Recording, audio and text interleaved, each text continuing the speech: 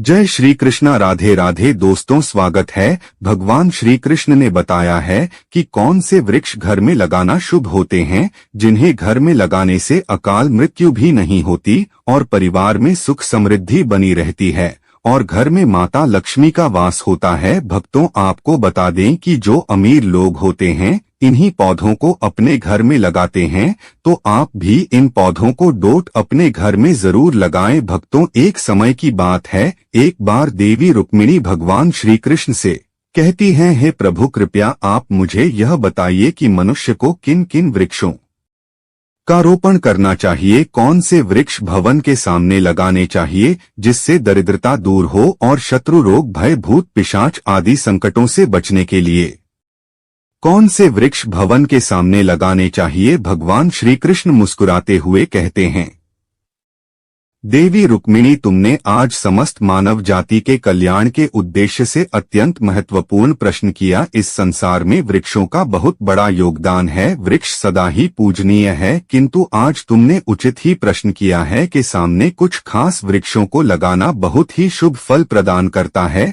वृक्ष तथा पौधे घर की सुंदरता को बढ़ाते हैं, साथ ही यह वातावरण को शुद्ध रखते हैं। वृक्षों से सकारात्मक ऊर्जा का संचार होता है, जो मनुष्य के जीवन के लिए अत्यंत आवश्यक है। वृक्ष नकारात्मकता को कम करके वातावरण को अधिक सकारात्मक बनाने का कार्य करते हैं। घर के सामने पेड़ पौधे लगाने से घर में सुख समृद्धि आती है। साथ ही यह पेड़ पौधे कई प्रकार के वास्तु दोषों को नष्ट करते हैं।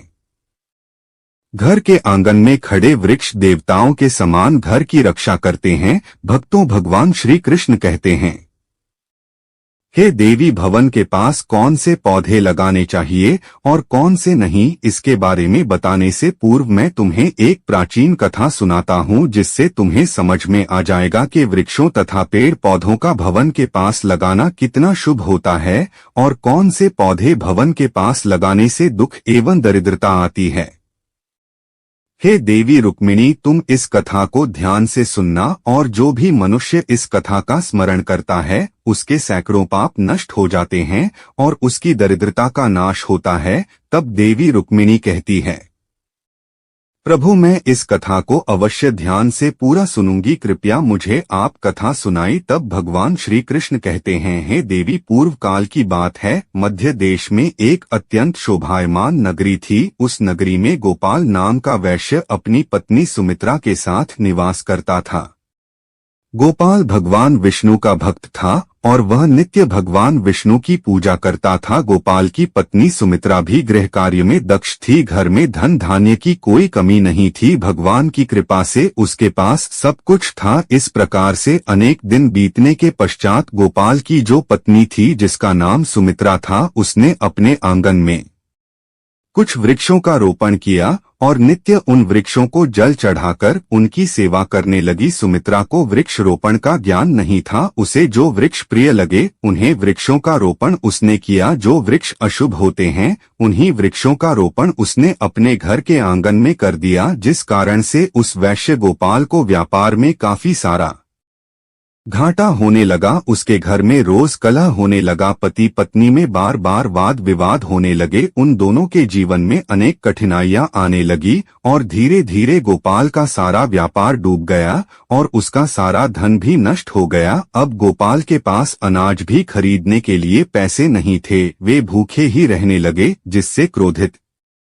होकर उसकी पत्नी भी गुस्सा करने लगी। वह अपने पति को कोई काम करने के लिए कहती। फिर गोपाल काम मांगने के लिए गांव में घूमने लगा, लेकिन उसे कहीं पर भी काम नहीं मिलता था। उसने आकर अपनी पत्नी से कहा, हे भद्रे, मुझे तो कोई भी काम नहीं दे रहा है, अब मैं कहाँ पर काम खोजने जाऊं। दोनों ही पूरी तरह से उदास हो गए थे। दोनों के पास कोई उद्योग करने के लिए कुछ नहीं था। गोपाल ने अपनी पत्नी के सारे गहने भी बेच डाले और जो कुछ भी धन मिला उसी से पेट भर लिया। इस प्रकार अशुभ वृक्ष लगाने के कारण दोनों के ही जीवन में घोर दरिद्रता और संकट आने लगे, किंतु वे दोनों ही बात को नहीं जानते थे। भगवान विष्णु और देवी लक्ष्मी बैकुंठ लोक से अपने भक्तों की इस दुर्दशा को देख रहे थे। तब देवी लक्ष्मी ने भगवान विष्णु से कहा, हे प्रभु, क्या आप अपने भक्तों की सहायता नहीं करेंगे? गोपाल आपका बड़ा भक्त है, वह नित्य आपकी पूजा आराधना करता है। तब भगवान विष्णु कहते हैं, थे देवी, मैं अवश्य ही गोपाल की सहायता करूंगा, किंतु उससे पहले मुझे उसकी परीक्षा लेनी होगी। इसीलिए मैं स्वयं उसके घर पर जाकर उसकी परीक्षा लेता हूँ। भगवान विष्णु एक साधु का वेश धारण करते हैं और पृथ्वी लोक पर प्रकट होते हैं। साधु रूपी भगवान विष्णु गोपाल के द्वार पर जाते हैं और याचना करने लगते हैं। तब द्वार पर आए हुए साधु को देखकर गोपाल उन्हें प्रणाम करता है और कहता है, साधु महाराज पधारिए, इस गरीब के घर में आपका स्वागत है। मैं आपकी किस प्रकार से सहायता कर सकता हूँ? साधु रूपी भगवान विष्णु कहने लगते हैं, है महोदय, मैं तीर्थ यात्रा पर निकला हो विश्राम करने के लिए कोई जगह खोज रहा हूँ। यदि आपको कोई कष्ट न हो तो मुझे अपने घर में स्थान दे दो। मैं अनेक दिनों से भूखा हो, कुछ भोजन भी प्राप्त हो जाए तो बड़ी कृपा होगी। साधु महाराज के ऐसे वचन सुनकर गोपाल कहने लगा, ही साधु महात्मा, आप अवश्य ही कोई पुण्यात्मा दिखाई पड़ते हैं। आपके मुखमंडल पर बहुत तेज है। आपकी सेवा करने का मुझे सौभाग्य मिल रहा है। आपकी सेवा करके मुझे बड़ा आनंद मिलेगा। कृपया आप घर के भीतर चलिए। फिर वह साधु महाराज और गोपाल के घर के भीतर जाते हैं और विश्राम करने लगते हैं। गोपाल उन साधु महाराज की बड़ी सेवा करता है, किंतु उसके पास अन्न का एक दाना नहीं होता है। तो वह अपनी पत्नी से कहता है, हे प्रिय, घर पर जो साधु महात्मा आए हैं वे बड़े पुण्यवान दिखाई रहे हैं, हमें उनके भोजन के लिए कुछ उपाय करना चाहिए। मैं गांव में जाकर किसी से थोड़ा सा धन मांग कर लाता हूँ। इतना कहकर वह गोपाल गांव में एक सेठ के घर पर जाता है और उस सेठ से थोड़ा सा धन देने की विनती करता है, किंतु वह सेठ उस गोपाल वैश्य को धन देने से इनकार करता है और कहता है, तुम्हारे पास तो फूटी कौड़ी नहीं है, तुम मेरा धन कैसे वापस करोगे? तब गोपाल कहता है, हे सेठ, कृपा करके आप मुझे थोड़ा सा धन दे दीजिए, मैं जल्दी ही आपको लौटा दूंगा। यदि मैं धन नहीं लौट पाया तो आप मेरा घर ले लीजिएगा। गोपाल की बात सुनकर सेठ को उस पर थोड़ी दया आती है और वह उसे धन देते हुए कहता है कि वैश्य, यदि तुमने धन नहीं लौटाया तो तुम स्वयं ही मुझे अपना घर सौंप देना। तब वह वैश्य गोपाल कहता है, हे सेठ, मैं वचन देता हूँ कि यदि मैंने धन नहीं लौटाया तो मैं आपको मेरा घर सौंप दूंगा। गोपाल सेठ से धन लेकर बाजार से दूध, चावल, सब्जी, आटा, शक्कर आदि खरीद लेता है और लौटकर अपने घर आ जाता है। फिर वह अपनी पत्नी से कहता है, हे प्रिय, तुम उन साधु महात्मा के लिए भोजन बनाओ। फिर गोपाल की पत्नी सुमित्रा भोजन बनाती है और उन साधु महात्मा को भोजन परोस देती है। इस प्रकार गोपाल की भक्ति और निष्ठा को देखकर वे साधु महाराज बहुत प्रसन्न हो जाते हैं। भोजन हो जाने के पश्चात वे जाते जाते गोपाल से कहते हैं, थे वैश्य, मैं तुम्हारी भक्ति और आदर सम्मान से अत्यंत प्रसन्न हूँ। तुम्हारी जो भी कामना है मुझे बताओ, मैं अवश्य पूरी करूँगा। तब गोपाल कहता है, हे महात्मा, आपका आशीर्वाद ही हमारे लिए सब कुछ है, किंतु मैं आपसे यह जानना चाहता हूँ कि किस पाप के कारण मुझे दरिद्रता का दुख भोगना पड़ रहा है। हमने तो भगवान विष्णु की भक्ति की है, फिर हमारे जीवन में दरिद्रता क्यों आई है? इसका क्या कारण है और इस दरिद्रता को दूर करने के लिए मुझे क्या क्या उपाय करना चाहिए? तब वह साधु महात्मा कहते हैं, ही वैश्य, मैं जब तुम्हारे द्वार पर आ गया था तभी मुझे यह तय हो गया था कि तुम्हारे जीवन में घोर दरिद्रता और संकट आए हुए हैं, क्योंकि तुम्हारे भवन के सामने जो वृक्ष है वही तुम्हारी दरिद्रता का कारण है। इसीलिए तुम इन वृक्षों को हटा आकर उनके स्थान पर शुभ पौधों का रोपण करो। तुम्हारी पत्नी ने तुम्हारे भवन के सामने जिन वृक्षों का रोपण किया है वे अशुभ वृक्ष हैं, उन्हीं के कारण तुम्हारी ऐसी दुर्दशा हुई है। तब गोपाल कहता है, हे महात्मा, कृपा करके मुझे बताइए कि घर के सामने कौन से वृक्ष लगाने चाहिए जिससे घर में सुख समृद्धि हो और कौन से वृक्ष नहीं लगाने चाहिए। कृपा करके आप मुझे विस्तार से समझाइए, मैं आपका बड़ा आभारी रहूंगा। फिर वह साधु महात्मा कहते हैं, हे वैश्य, ठीक है, अब मैं तुम्हें उन शुभ वृक्षों के विषय में बताता हूँ जिन्हें घर के पास लगाने से शुभ फलों की प्राप्ति होती है, इसीलिए तुम ध्यानपूर्वक सुनो। वैश्य गोपाल, किसी जलाशय के समीप पीपल का वृक्ष लगाओ। पीपल का वृक्ष लगाने से जो फल मिलता है वह सैकड़ों यज्ञ के समान होता है। जब पीपल के पत्ते उस जलाशय में गिरते हैं तो वे पिंड के समान होकर पितरों को तृप्त करते हैं। इससे सभी प्रकार के पितृ दोष समाप्त हो जाते हैं। जो मनुष्य नित्य स्नान करके पीपल को स्पर्श करता है वह सभी पापों से मुक्त होता है और कभी पराजित नहीं होता है। पीपल को स्पर्श करने से लक्ष्मी की प्राप्ति होती है और उसकी दक्षिणा करने से आयु में वृद्धि होती है। पीपल की जड़ में श्री विष्णु, तने में शिव जी और अग्रभाग में ब्रह्मा जी स्थित रहते हैं। अमावस्या के दिन पीपल को प्रणाम करने से जो फल मिलता है वह 1000 गायों के दान के बराबर होता है। इस संसार में पीपल के समान कोई वृक्ष नहीं है। साक्षात श्री हरि इस वृक्ष के रूप में पृथ्वी पर विराजमान है। पीपल के वृक्ष को चोट पहुंचाना अथवा उसकी टहनी तोड़ना महापाप माना गया है। ऐसा मनुष्य नरक में रहता है और जो पीपल को जड़ से काटता है उसका कभी नरक से उद्धार नहीं होता है। वैश्य, अब मैं तुम्हें दूसरे वृक्ष के बारे में बताता हूँ। आंवले का फल समस्त लोकों में प्रसिद्ध और परम पवित्र है। आंवले को लगाने से स्त्री और पुरुष जन्म मृत्यु के बंधन से मुक्त हो जाते हैं। यह पवित्र फल भगवान विष्णु को अत्यंत प्रसन्न करने वाला एवं शुभ माना गया है। इसको खाने से सभी पापों से मुक्ति मिलती है। आंवला खाने से आयु बढ़ती है, उसका जल पीने से रोगों का नाश होता है और आंवले को जल जाकर स्नान करने से दरिद्रता दूर हो जाती है तथा सभी प्रकार के ऐश्वर्य प्राप्त होते हैं। जिस घर में आंवला सदा मौजूद रहता है उस घर में कभी भूत प्रेत और राक्षस नहीं आते हैं। एकादशी के दिन आंवले की पूजा करने से संसार के सभी तीर्थों से बढ़कर फल प्राप्त होता है। जिस व्यक्ति के घर के साथ हमने आंवले का वृक्ष होता है वहां साक्षात लक्ष्मी नारायण निवास करते हैं। तीसरा है अशोक का वृक्ष। अशोक के वृक्ष में अप्सराओं का निवास होता है। यह वृक्ष शोक का नाश करने वाला तथा निराशा को समाप्त करने वाला होता है। इस वृक्ष को घर के पास लगाने से घर में सुख शांति बनी रहती है। अशोक का वृक्ष शीतलता और यवन प्रदान करने वाला होता है। देवी लक्ष्मी ने जब सीता के रूप में अवतार लिया था तब रावण द्वारा अपहरण के बाद उनका आवास अशोक वाटिका में था।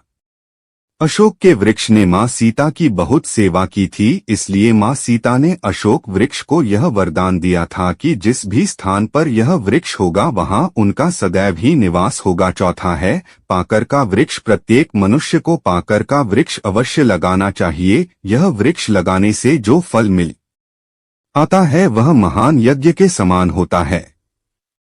युग में मनुष्य यज्ञ नहीं कर पाएंगे, इसीलिए उन्हें एक पाकर का वृक्ष अवश्य लगाना चाहिए। पांचवा है नीम का वृक्ष। नीम का वृक्ष लगाने से सूर्य देव प्रसन्न होते हैं। नीम का वृक्ष आयु प्रदान करने वाला माना गया है। इसे घर के पास लगाने से नाना प्रकार के रोगों से छुटकारा मिलता है और मां लक्ष्मी को नीम के पत्ते अति प्रिय होते हैं, इसीलिए वे नीम के वृक्ष के पास निवास करती है। घर के सामने नीम के वृक्ष का रोपण करने से धन संपत्ति की प्राप्ति होती है।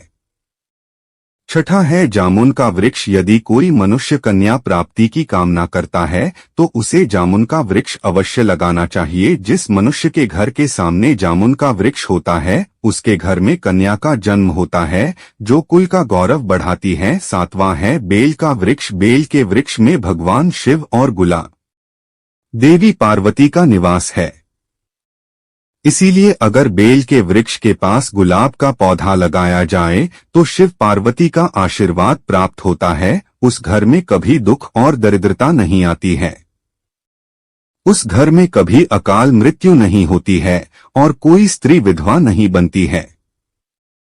8वां है नारियल का पेड़। नारियल का पेड़ लगाने से पुरुष अनेक गुणवान संतान का पिता बनता है। नारियल किसी भी धार्मिक अनुष्ठान का आवश्यक अंग होता है। यह अत्यंत शुभ माना जाता है। कुंड और मोगरे के पेड़ में गंधर्व निवास करते हैं, इसीलिए इस पौधे का रोपण अपने घर के पास करने से कार्यों में सिद्धि और शुभ फलों की प्राप्ति होती है। खासकर कला के क्षेत्र में काम करने वाले लोगों को यह पौधा अवश्य लगाना चाहिए। यदि किसी मनुष्य को चोर और लुटेरों का भय सता रहा है तो उसे अपने घर के पास की कर का वृक्ष जरूर लगाना चाहिए। यह वृक्ष चोर लुटेरों को भयभीत करता है और घर की रक्षा करता है। हल्के वृक्ष पुण्य और लक्ष्मी प्रदान करते हैं। इन वृक्षों का रोपण करने से दुख और दरिद्रता समाप्त हो जाती है। घर की उत्तर दिशा में 5 कनेक्ट चंपा का पौधा लगाया जाए तो धन में वृद्धि होती है। केले का पेड़ भी बहुत शुभ होता है और यह घर में सुख समृद्धि और खुशहाली लाता है। केले के पेड़ में भगवान विष्णु का वास होता है, इसलिए घर में केले का पेड़ होने से घर में धन की कमी नहीं होती है। हर श्रृंगार के पौधे को पारिजात भी कहा जाता है। इस पौधे की उत्पत्ति समुद्र मंथन के समय हुई थी और देवी लक्ष्मी भी समुद्र मंथन से ही प्रकट हुई थी, इसीलिए पारिजात के पौधे का बहुत अधिक महत्व है। यदि इस पौधे को अपने घर पर लगाते हैं तो आपको मां लक्ष्मी की विशेष कृपा प्राप्त होगी। घर के आंगन में नारियल का पेड़ होने से उस घर में हमेशा शुभता बनी रहती है और उस घर के सदस्यों का समाज में बहुत मान सम्मान होता है। सुंदर पत्नी की कामना करने वाले मनुष्य को अनार का वृक्ष लगाना चाहिए। जो मनुष्य सुंदर, सुशील और सौभाग्यशाली पत्नी की कामना करता है उसे अपने घर के आंगन में या पास में अनार का वृक्ष अवश्य लगाना चाहिए। अनार का वृक्ष न केवल स्वास्थ्य वर्धक फल प्रदान करता है बल्कि इसे शुभता और सौंदर्य का प्रतीक माना गया है। अनार का वृक्ष अपने लाल फूलों और फलों के कारण सकारात्मक ऊर्जा का संचार करता है। इस वृक्ष को देवी लक्ष्मी का प्रतीक भी माना गया है और इसकी उपस्थिति घर में धन, समृद्धि और पारिवारिक सौहार्द को बढ़ाती है। अनार के फल का सेवन करने से शरीर स्वस्थ और कांतिमय होता है। पलाश का पेड़ ब्रह्मतेज प्रदान करता है, इसीलिए इसका रोपण अवश्य करना चाहिए। पलाश को धर्म का वृक्ष कहा जाता है। इसे भगवान ब्रह्मा और अग्नि का प्रतीक माना गया है। इसके लाल फूल ऊर्जा, शक्ति और उत्साह के प्रतीक है। पलाश का वृक्ष व्यक्ति को आध्यात्मिक उन्नति प्रदान करता है। यह साधना और तपस्या में सहायता करता है और व्यक्ति के भीतर ब्रह्मा ऊर्जा का प्रवाह बढ़ाता है। पलाश की लकड़ी और पत्ते यज्ञ और पूजा में उपयोग किए जाते हैं। इनसे निर्मित समिधा अग्नि को प्रज्वलित करती है और वातावरण को पवित्र बनाती है। वंश वृद्धि और संतान प्राप्ति की कामना करने वाले मनुष्य को अशोक का वृक्ष अवश्य लगाना चाहिए। अगर मनुष्य किसी बीमारी से पीड़ित है तो उसे सहजन का वृक्ष लगाना चाहिए। सहजन का वृक्ष लगाने से बड़े बड़े रोग नष्ट हो जाते हैं। यह वृक्ष आरोग्य प्रदान करने वाला होता है। हम आपको बताते हैं कि कौन से वृक्ष घर के सामने नहीं लगाना चाहिए। पहला है मरुस्थली पौधे। मरुस्थलीय पौधों के कांटे उनके आसपास नकारात्मक ऊर्जा का संचार करते हैं। यह पौधे घर में मानसिक तनाव, झगड़े और अशांति का कारण बन सकते हैं। घर के भीतर कांटेदार पौधों का रोपण वास्तु दोष उत्पन्न करता है। इससे घर के सदस्यों को आर्थिक तंगी, स्वास्थ्य समस्याएं और पारिवारिक कलह का सामना करना पड़ सकता है। मनुष्य को कभी भी तारों का वृक्ष नहीं लगाना चाहिए। का वृक्ष संतान का नाश करने वाला होता है। जिस घर के पास का वृक्ष होता है उस घर की संतानों की कभी उन्नति नहीं होती है। मनुष्य को कभी भी अपने घर के पास मेहरा का वृक्ष नहीं लगाना चाहिए। इस वृक्ष पर भूत का वास होता है। जो मनुष्य बहेड़ा का वृक्ष लगाता है वह भूत बन जाता है। इसके नीचे बैठ कभी पूजा पाठ भी नहीं करना चाहिए। घर में कभी भी ऐसे पौधे नहीं लगाने चाहिए जिनको काटने या तोड़ने पर दूध निकलता हो। घर के सामने कभी भी बबूल का पेड़ नहीं लगाना चाहिए, इसे लगाने से विपत्ति आती है। घर के सामने बेर का वृक्ष भी नहीं लगाना चाहिए, इसे लगाने से नकारात्मकता बढ़ती है, धन का नाश होता है और संकट आते हैं। घर के अत्यंत समीप आम का वृक्ष भी नहीं लगाना चाहिए, इस वृक्ष की छाया घर पर पड़ना शुभ फल प्रदान करता है। इस वृक्षों घर से दूर लगाना चाहिए। किसी भी मनुष्य को अपने घर के सामने पपीते का वृक्ष नहीं लगाना चाहिए। इस वृक्ष को लगाने से धन का नाश होता है और दरिद्रता आती है। अगर पीपल का वृक्ष भवन की पूर्व दिशा में हो तो घर में निर्धनता या प्राप्त हो सकती है। वट वृक्ष घर की पश्चिम दिशा में हो तो घर में शोक का वातावरण रहता है। दक्षिण दिशा में तुलसी का पौधा हो तो संतान को पीड़ा सहन करनी पड़ती है। किसी भी मृत वृक्ष की छाया घर पर पड़ती है तो यह मृत्यु सूचक होती है। मृत वृक्ष को तुरंत उखाड़ देना चाहिए। मरुस्थलीय पौधे कठोर और सूखे वातावरण में पनपते हैं। इन पौधों में कांटे और मोटे तने होते हैं जो नमी और जल को संचित करने के लिए अनुकूल होते हैं, लेकिन इनकी प्रकृति घर के भीतर या आंगन में शुभ नहीं मानी जाती। साधु महाराज उस गोपाल वैश्य से कहते हैं, वैश्य गोपाल, मैंने तुम्हें इन सभी शुभ और अशुभ वृक्षों के विषय में बता दिया है, इसीलिए तुम इन वृक्षों का रोपण करो और भगवान की कृपा प्राप्त करो। गोपाल कहता है, हे महात्मा, आपने आज मुझे उत्तम ज्ञान दिया है, मैं आपका धन्यवाद करता हूँ। फिर साधु रूपी भगवान विष्णु गोपाल को आशीर्वाद देकर उस स्थान से अंतर्ध्यान हो जाते हैं। साधु महात्मा को अचानक अदृश्य हुआ देखकर गोपाल और उनकी पत्नी को आश्चर्य होता है। फिर उन्हें समझ में आ जाता है कि साक्षात भगवान विष्णु ही उनके घर पर आए।